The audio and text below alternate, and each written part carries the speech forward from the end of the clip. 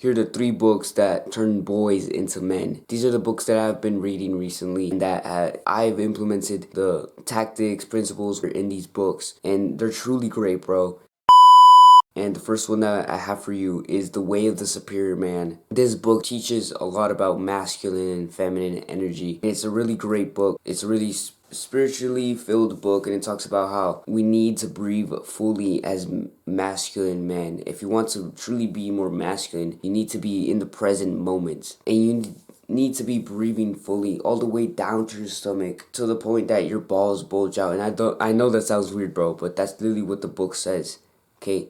And there's a lot of other things, lessons that it teaches you, like stop waiting for a completion in life. Stop waiting for something to happen in your life. Like you're waiting for you to start a business. Just start it today, bro. Stop waiting for the right moment. Bro, the right moment it doesn't exist. It's just whenever you start. It's either one day or day one. You choose, okay? That's not part of the book. That's just a quote that pretty much means what this book is talking about.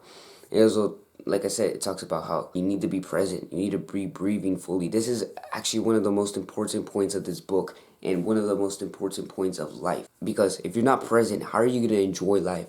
How are you going to be more masculine if you can't be in the present moment? It's all about your presence, masculinity, all of this. It's about your presence, the gift that you can give to the world, your purpose. This is what this book talks about. And it's a really good book. I really recommend it. Actually, before I continue to the next book, I want you to practice this full breath with me, bro. Breathe all the way down to your stomach.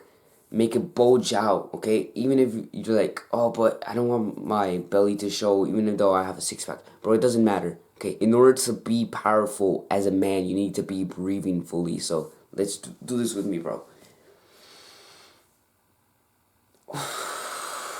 Ready? Okay, now this is the real one. Breathe in.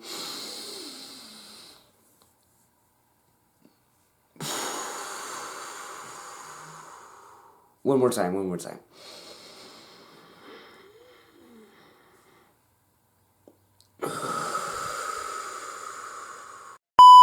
The second book that I have for you is the David Goggins Can't Hurt Me book. I read this book for the first time ever, and I'm going to reread it again.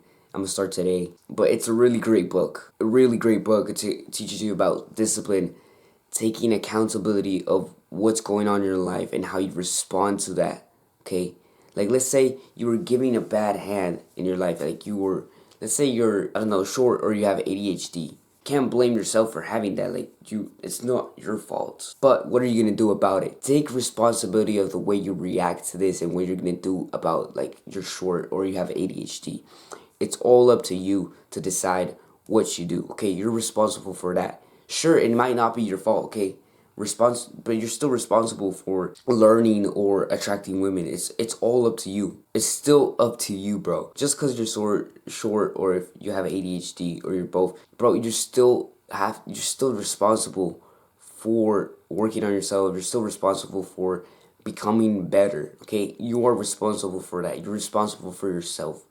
Don't be the fucking victim. You might be dealt with a bad hand, but that doesn't mean that you should, like, just be crybaby and, like, be the victim, okay? This is what this book pretty much talks about, because look at David Goggins, bro. He has ADHD, he has a broken body. You think he's gonna just be blaming everyone or his parents for this? No. Sure, it's not his fault, but he's taking responsibility for himself. He took responsibility for himself, bro. This is what this book talks about. It talks about also self-discipline and callousing your mind. It's a really great book. And then we have the last and final book, The Subtle Art of Not Giving a Fuck. This book I've been reading recently, and it's opened my eyes again, because some of these concepts I already knew in this book, but some of the concepts are pretty brand new to me, and they're just, it's amazing how we actually blame a lot of stuff to other people, but we never take responsibility for our actions or the way we react to that. Because this is what the books is talking about. It talks about how you need to own up for your shit, or you can decide not to own up for your shit, and you're still responsible for not owning anything. It's all up to you, bro. It's all up to you to choose what you're responsible for. It's all up to you. This is what this book talks about. It also talks about how suffering is really important to be successful. Suffering is honestly really important to be successful. Like, let's say this is just an example, but if you go to the gym, you work out, and then you're sore the next day because you suffered during the gym, and then you suffer afterwards in consequence. But that means you're closer to your dream physique. The more workouts, the more suffering, the more that you're gonna be closer to your goals, because suffering is truly what gives you success. It isn't success, success, success. No, it's failure, failure, failure that builds up to success, because you learn from that failure. You learn to be better and to just think a lot better about your decisions whenever you make mistakes, especially those mistakes in, like, in business, in studies, in whatever it is. Bro, failure is just important. Suffering is important.